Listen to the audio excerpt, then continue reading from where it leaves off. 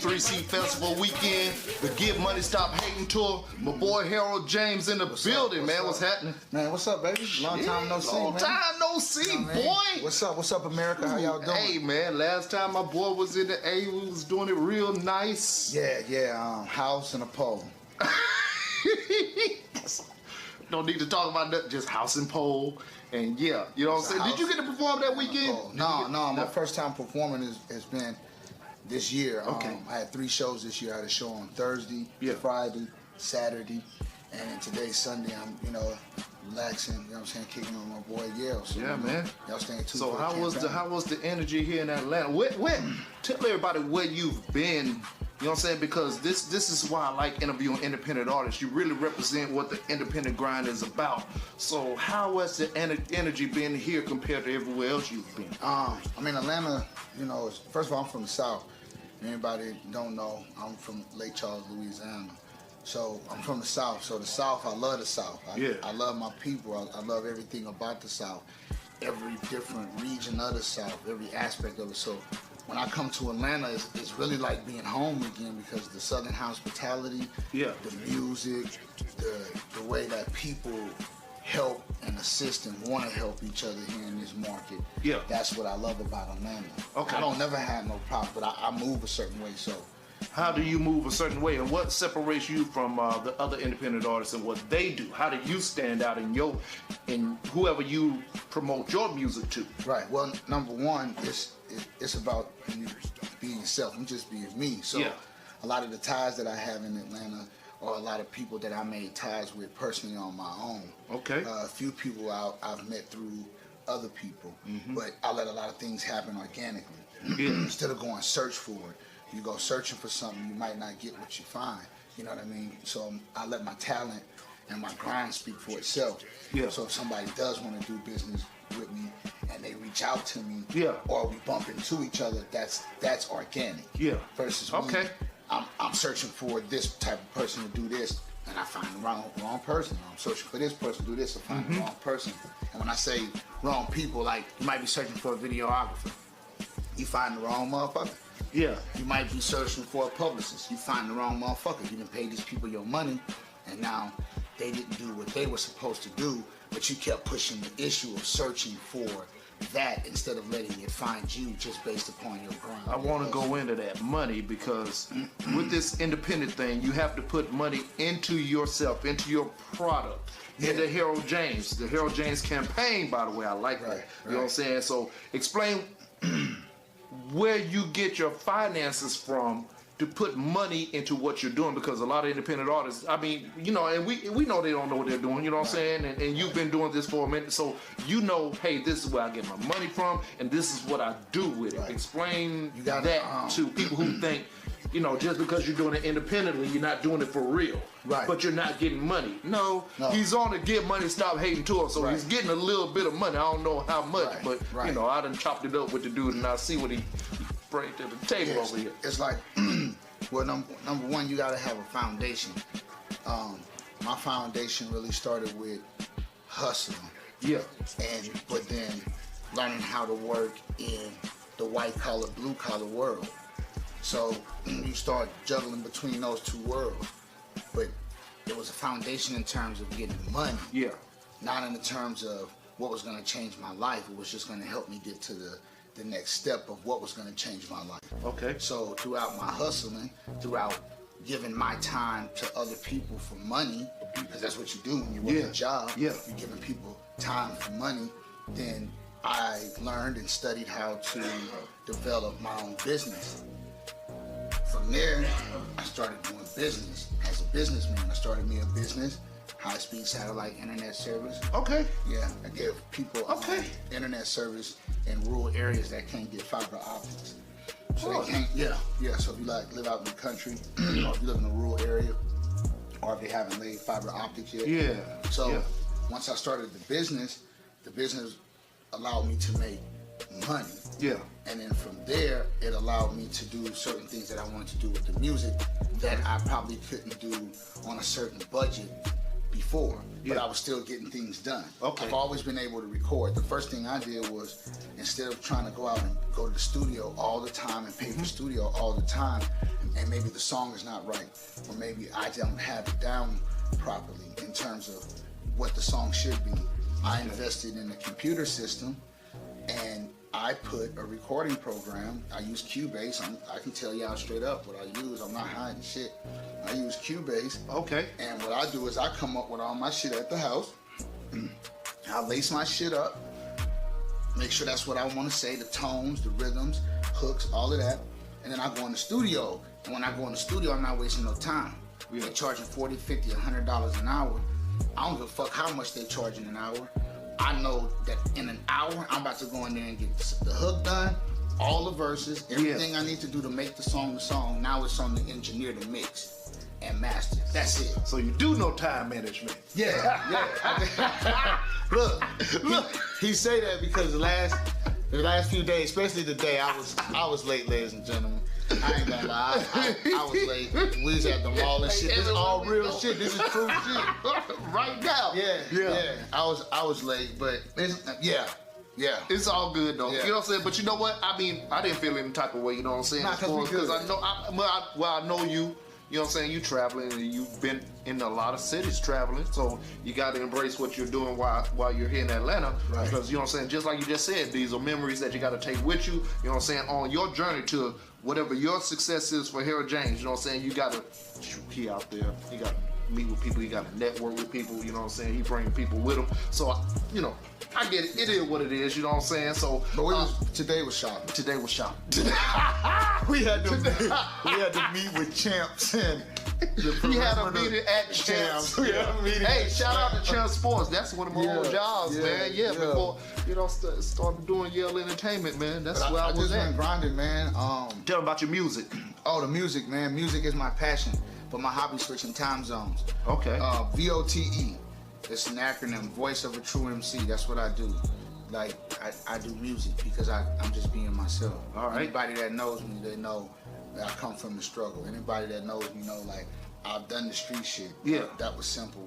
I felt like, you know, some of the guys that I know that did it and that I may have dealt business with in the interims of doing it. Okay. Like, you know, never snitched. They don't have no affidavits. I don't have no affidavits. Y'all don't have no names on nobody. All right. Nobody ain't got no names on me. That's fortunate for both parties. Even if you thought or wanted to snitch on me or, you know, do something harm to me when I was in the streets, like, I pride myself on that. And the guys that I know that did it, they don't, they name on nothing. You definitely put it in your music. You know what I'm saying? When you listen to this man's music, he definitely talks about his path, the way he came from to where he is right now. You know what I'm saying? So, and that's good when you could actually tell a story about your life. And I don't even think you glorify it. I think you're just saying, this is where I come from, this is what I've done, and this is where I'm at. You know what I'm saying? So, you hit that on the nail. Like, like, I'm glad you pointed that out. Like, I don't glorify it. Like, I'm not getting on record telling you to sell this or sell that. I really never really get in the depth how deep it got, because some shit is left where it's at. It's left with the streets. If the streets say something, then that's on the streets. But coming out of my mouth, I'll be on some code of silence type of shit. But you're right, I don't glorify it. In my music, I'm basically, I gotta catch people up to this is where I'm at, so they don't think, well, this is where you're still at. Because throughout this transition as an independent artist, I'm getting money. Like, I get money outside the music. Yeah. And I get money with the music. Okay. So it's kind of like when people finally catch on to the music and who I am as an artist, and then what they're seeking for in me as a person, they'll be able to go back and look at interviews like this or pick up those certain records that are already out there that they can find and be like, oh, he been, moving. Yeah, and he growing. Growth. And he been giving it to us. He been giving it to us straight up the whole time on every record I've ever heard him on. Yeah. I'm not glorifying guns. I'm not slapping bitches. I'm not no pimp. I ain't no gangster. I ain't no Mac. I ain't none of that. You know what I'm saying? I'm Harold Jamez. I'm being me. I might have been in some gangster shit. I might have had to been into some pimp shit because that's what the situation called for. Yeah. But I am none of those titles. You know what I'm saying? I'm Harold Jamez, and my job is to be the best me that I can be, because I can't be nobody else. Okay. So that's what people are going to get when they hear the music. You're going to get the experience of Harold Jamez and the people that he's dealt with and the situations that he's been in. Yeah. Where I'm going. Okay, check this out. With all that said, with where you've been at in your life and how it pertains to your music, how did you get to doing music? Oh, music has always been like my mom and dad. You know what I'm saying? Because the streets has always had a certain tie to music. You know what I'm saying? And really life. You know what I'm saying? But for some reason, the streets have really embraced, I'm gonna go into hip hop. The reason lately it's been a little bit R&B, but for the most part, hip hop has always been the voice of the streets. I mean, but you do it a little different. Yeah, and the reason why is because music has always been a part of the struggle. Yeah. Music has always been a part of our struggle as black men, black women, minorities, and people, period. Yeah. So I'm not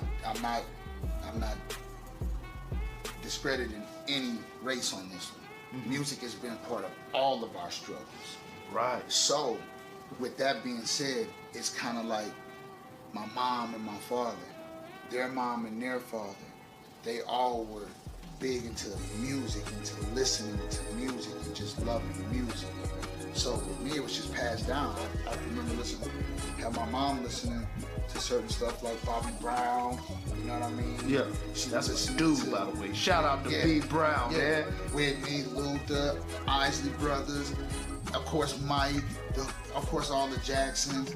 I mean, I can keep going. No addition. Yeah. I mean, she listened to her record collection was so vast, from Madonna to Phil Collins and Philip Bailey.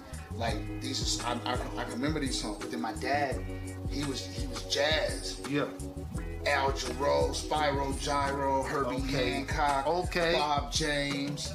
You know what I mean? Yeah. Duke Ellington. Okay. Like music has always been a part of our struggle. I can remember when my mom would get mad about something, then she's playing a certain type of music. I can remember when she'd be happy, she would play like Stevie Wonder's Overjoyed. Yeah. You know what I mean? Because she was overjoyed. Right. You know what I mean?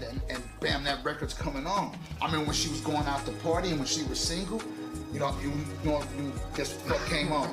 Sunday, Monday, Tuesday, Wednesday, Thursday, Friday, Saturday. Still pop. Come on, man. And I remember just feeling like, damn. So growing up, I'm recognizing music is a part of the struggle. Okay, now I'm listening to music. Yeah. You know? Now I'm listening to Pac, 50 Cent. You know what I'm saying? Yeah. And Snoop. And now I'm listening to all of this. And now I'm studying other shit. Oh, well, what was this about? What was the Sugar Hill Gang about? And now I'm studying. Yeah. But then too, I've always been like a business person.